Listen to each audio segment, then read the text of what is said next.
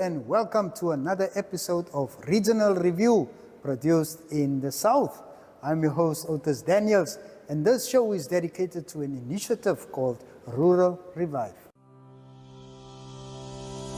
Save the date for November 26, 2025, when all registered voters head to the polls for the regional councils and local authorities elections. Your voice matters, and your vote is your voice. Head to your nearest polling station and elect your leaders. Remember, every vote counts. Get involved, put your voice in the box. Vote on November 26, 2025.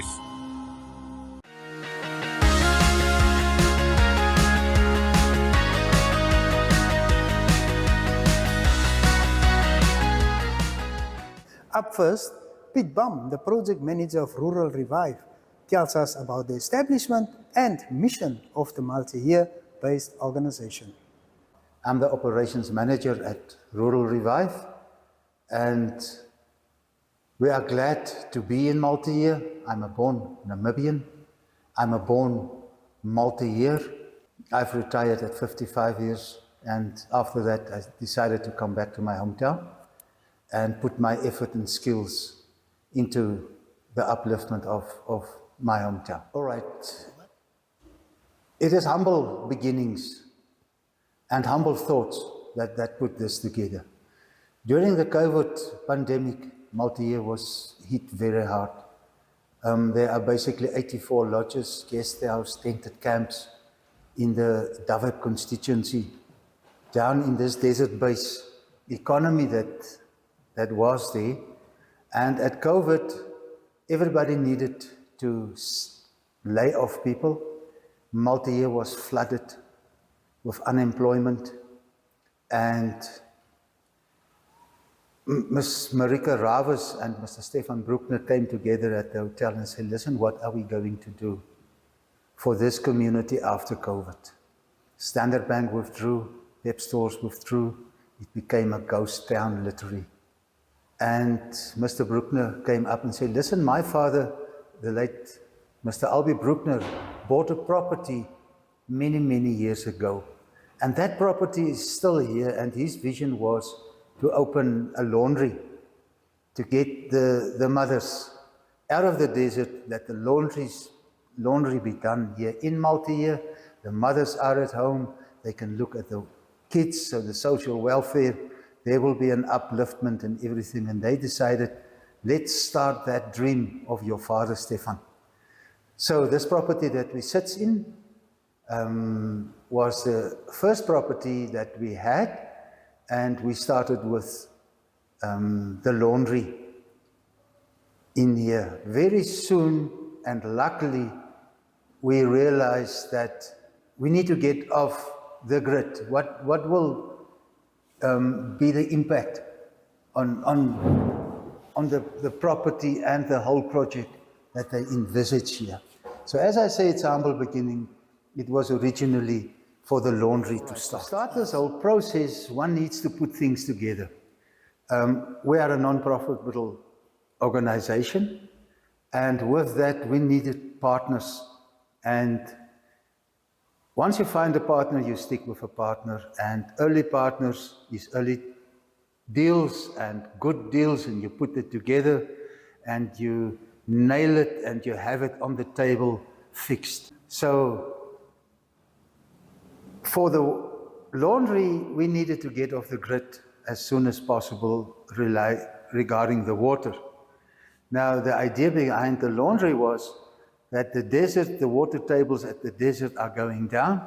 If you take that 1,000 people visit Sossusvlei Lodge per day, you can do your calculation to the amount of water that has been used, not only drinkable, but to relieve themselves, to wash everything. So the idea was to look after the desert as well. And to lift the water tables, it would have been a good idea if we can get the laundries bringing their laundry to multi-year. We employ the mothers that are down there, but normally how it works is an employee is 6 weeks down in the desert, 2 weeks out. So we said, let's get those people back to multi-year. better social environment for the kids and for themselves and for families and everything.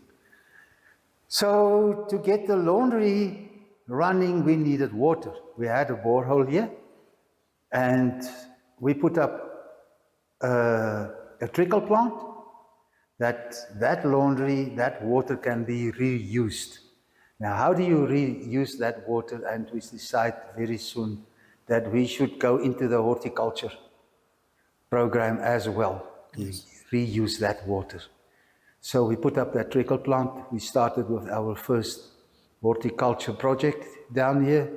We had our first course with 6 ladies that we put them through from the community for 6 months.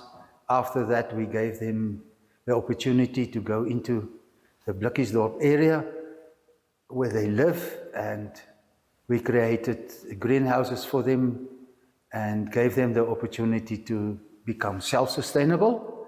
And once they're self-sustainable, the rest of the produce we will buy.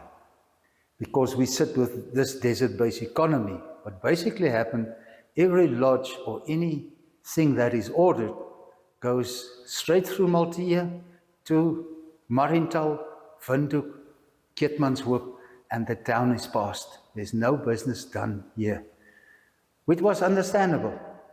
So we decided we are going to create different hubs and set different work packages out to accommodate the need of the desert. So once you have we had the horticulture department going, we said we need transport to get this whole thing in motion. Okay. And that is why we decided to put the Desert Runner. It is basically a truck that runs up and down every Thursday, Fridays back. Very soon we will do 2 trips, Mondays, Tuesdays, then Thursdays, Fridays. But we still needed the horticulture and the produce to go through a channel. And we decided to open a barn to become a market in Multiyear where people can produce, bring their produce, and we can forward it to the desert-based economy. Very soon we realized in our 2nd and 3rd course that there is a huge economic understanding that is missing in this whole process. So we started with an economic groups. We have a lady, Antonia, she's based in Swakopmund, who comes to Multiyear, give those courses to these people, and then we gave them an amount of money and say, for instance, if that was their choice to do a vet cook shop or do lapis clothes or whatever, we gave them the opportunity, funded them with that, and Antonia is then looking after them via Zoom meetings, once a week, every 2nd week, just to upgrade them and say, listen, there's a plus and there's a minus. There's a profit and there's a loss. Not all of us are successful business people from the beginning. So when there's obstacles and whatever, we stick with people. We continue with them, we give them a little bit more funding, go through the whole process again, and make them self-sustainable and profitable. So, but there are good talent in Multiyear. And if somebody is excellent in progress, we, as you say, the enterprise, we open enterprise for that person then there and say, listen, this is really what you need. You need a sewing machine, you need leather, you need thread, you need rubber, you need glue. Let's put this together. Let's put you on the market. Let's help you with the marketing. Let's get your product out of Multiyear into this desert-based economy. So this is basically the work packages, what that is all about. Okay. What we've done was we started with the horticulture package and then broaden it, make it wider. So we offer courses, 2-week courses. The first was 6 months courses. then we see that there are a bigger need. One cannot stick with 6 people for 6 months. There are a greater need. So we break the courses down to 4 weeks and follow up of another 4 weeks, where we encourage the community and say, listen, we've got land. We've got water in multi-year. We have sand. How do we improve it? We start learning how to make compost. Yes. If you have land, you have compost, you have water freely available, we will give you your first seeds and put you in a 90-day cycle of, let's say, cabbage. We give you either seeds for, let's say, for instance, 100 cabbages. We put you in a 90-day cycle, and we give you a price up front. For instance, say, we will pay you $25. So off you go. We have help here. We have a supervisor in Elrico Bekir, who then visits them weekly and say, listen, this is not enough water. This is too much water. We need this. We need to go without insecticides. And then we continue to help them. The other people we've helped with seedlings, that we grow the seedlings and say, listen, we give you 70 seedlings of beetroot, for instance, and we give you a kg price up front. And then we follow the process for them. And 90-day cycles. So as soon as we see that this 90-day cycle is growing out, 4 weeks before, we put them in another 90-day cycle. So there's a continuation in income for them. And not a continuous cycle of onions, for instance. We diversify. Seasonal planting. So let them get the experience of different fruits. Is it the time for maize, we put in maize. Yes. If it's time for carrots, it's time for carrots. It's all 90-day cycles. Watermelons, 120-day cycles. So just to start making them aware that there is a different income rather than the normal goat and flock that the people of our region normally depends on. And we are very successful in it. We have a lot of producers at this stage. We also saw that very, very soon that property and the development. So we bought different properties on multi-year that were vacant, that were basically abandoned after COVID, and those properties we develop. And as we will have a walk in the gardens, how do we produce in multi-year in abundance? It is all possible. Not all of us can have greenhouses. So we have permaculture gardens as well. We promote both. We cannot give everybody a greenhouse, a dripper system and everything. But if we have the basics, we can do a very good permaculture garden as well. Wow, an initiative that makes a positive difference for the people of a town and also the environment. Definitely a win-win situation. A nice thing and something that needs to be replicated.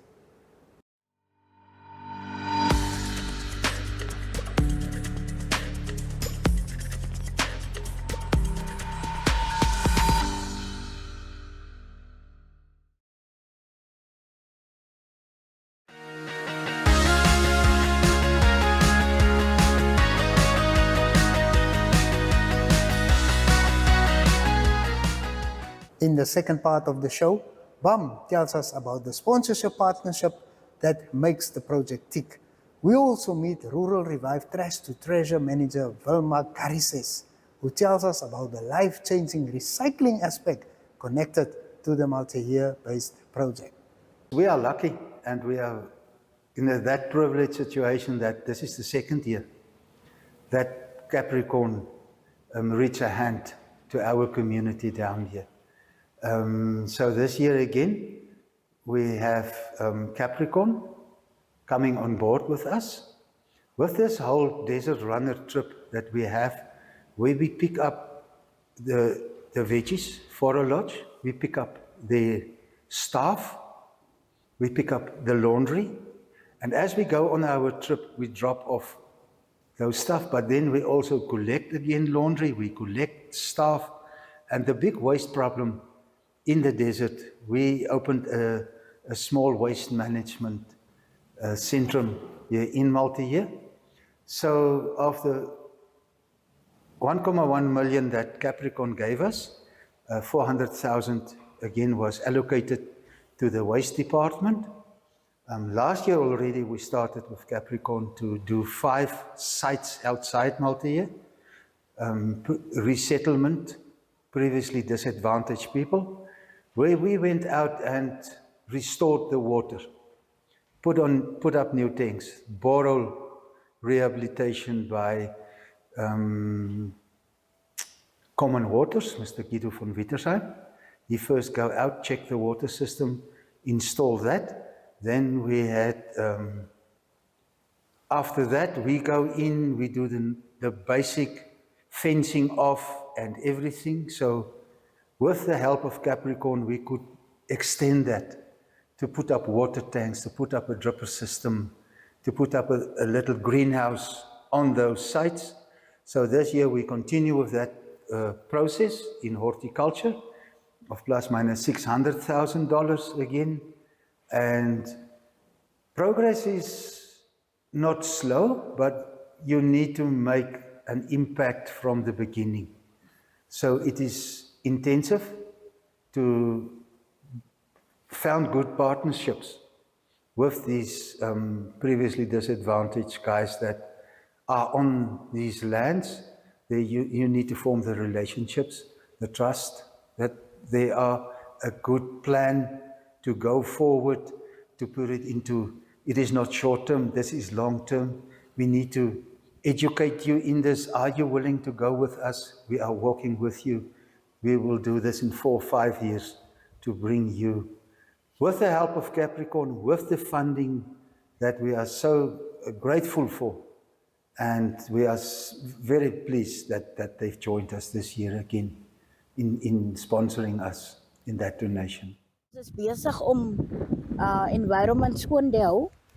Ons versamel, ons maak skoon in die natuur, laat die natuur nie beskadig word nie. En die projek gaan dit so.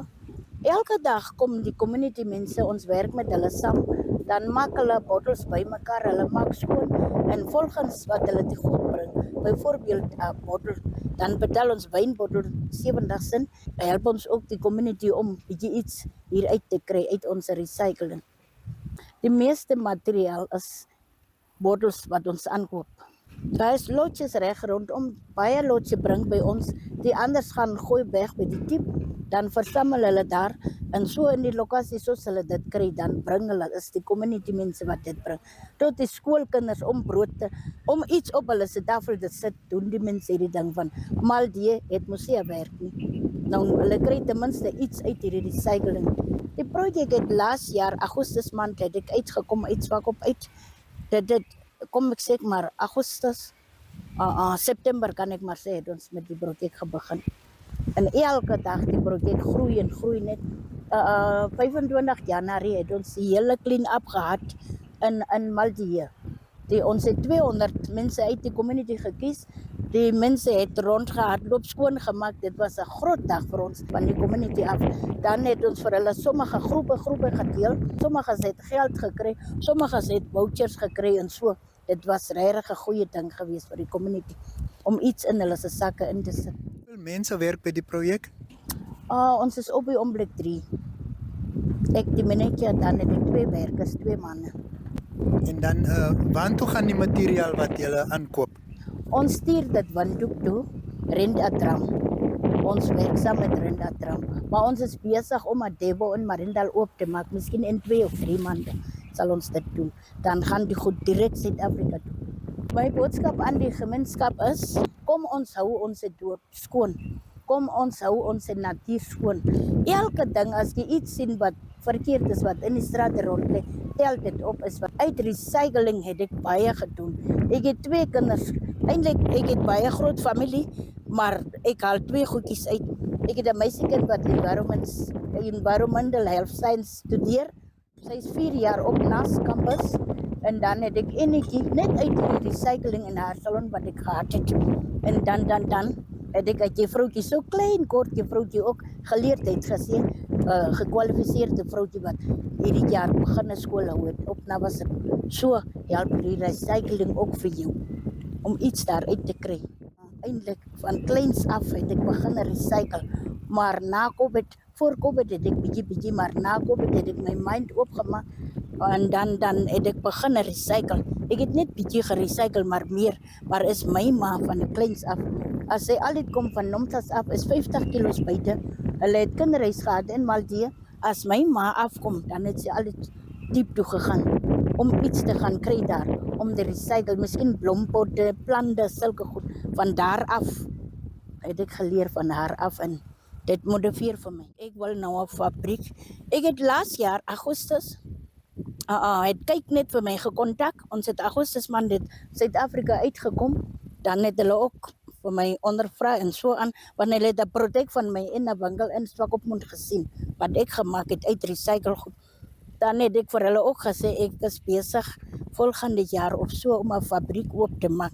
Toe sê hulle volgens wat ons vir jou sien sal jy dit reg kry. Dan het hulle gevra, waar wil jy die fabriek oopmaak? Toe sê Swakop in Maldee. En ons is besig om amper soos 'n fabriek iets te doen in die vervolg. En ek is besig van hierdie maand af om vrouens te leer handwerkgoedjies te doen om inkomste te kry. Soos ek dit doen, dat hulle bietjie inkomste kry met die recycle goed, want van laas jaar af het ek die goed aangekoop. Nou moet ek met die goed werk, laat die mense sien wat kan jy doen met die goed wat jy net weggooi.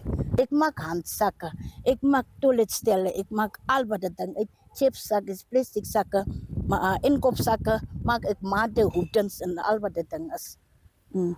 Ek kan miskien sê ek kan 80% of 60% van die goed wat ons net weggooi, kan ek iets daaruit maak. Uit niks maak ek iets. Ons koop plastic sakke in, plastic bottels vir die water, al wat dat ding is, koop ons aan. Soos jy sê, bokse koop ons aan, blikke koop ons aan, maar net koeldrinkblikke op die oomblik. Ons het al die blikke gekoop, maar dit is gestop van Rent-A-Tram. En die koeldrinkblikke, dit maak geld. Mense kry iets daaruit. My boodskap vir die gemeenskap is, soos ek gesê het, kom ons hou ons dorp skoon. Kom ons maak iets uit niks, dat ons iets daaruit kry. Soos ek gesê het, Maldee het nie werk nie. Kom ons maak werk daarvan, laat ons ten minste iets daaruit kan kry. Ons kinders gaan kaalvoet, ons het 'n projek hierso wat ons oopgemaak het. Soos die mense botteltjies kom koop, dan gooi hulle $1 of so, laat ons vir die kinders later stadium, as dit genoeg is, sommige kinders skoenetjies kan koop. Mense, kom ons staan op en doen iets. Hierdie wat ons weggooi, ons gooi geld weg. Kom leer by Wilma, by Waste Management. Ek sal met gragte vir julle help om iets daaruit te kry. Jy sal dit nie glo nie, maar soos ek vir jou gesê het, as jy jou brein goed kan gebruik, kan jy uit niks, uit recycling, uit baie geld maak. Jy kan 'n huis bekostig, soos ek gesê het, jy kan kinders skool gee. Daar bewys dit klaar dat ek 2 kinders so ver gebring het en nog ander families wat ek help, maar daai is my punt. Education is baie belangrik vir my. Is hoekom ek vir die mense sê, doen moeite, kom verkoop julle se goedjies, laat julle iets kry en julle se kinders se geleerdheid gee. There's always opportunity. Once it is identified, you need to have a good plan. It needs to be financed. All is possible. What we've done in this small community and with the community involved, with community members involved, churches, the local government institutions, the local authority, involve everybody, keep everybody informed, listen to everybody, walk forward, don't look back. There's always a tomorrow. Success is not built in a short period, in a short term. If you are well planned, if it's well structured and everything, things can go wrong. It is not that it is a success from day one. you need to learn along the road, the lessons. And if those are good lessons learned, apologize where you go wrong. Be open and frank towards donors. Be responsible towards your donors. Be responsible towards your local government, to the government of Namibia in a whole. We are not here for ourselves. We are here to uplift this community. If I can say rural revive, translate that into Afrikaans, it's platlandse herlewing. Let us all grab together. Let us relive, revive our Namibia. We need to be proud of what we have. And let's walk forward. Rural Revive always said that once this is not 100% done, we will be a model. So every town, every community is welcome to come join us, have a conversation, see what it's all about, understand it, and we will help you to move forward in your community as well. Yes, yeah, there you have it. And the message is clear. Where there is a will, there is always a way. So stand up and make a difference for yourself. That concludes our show for today. I hope you enjoyed it. Till we meet again, please keep on watching Regional Review.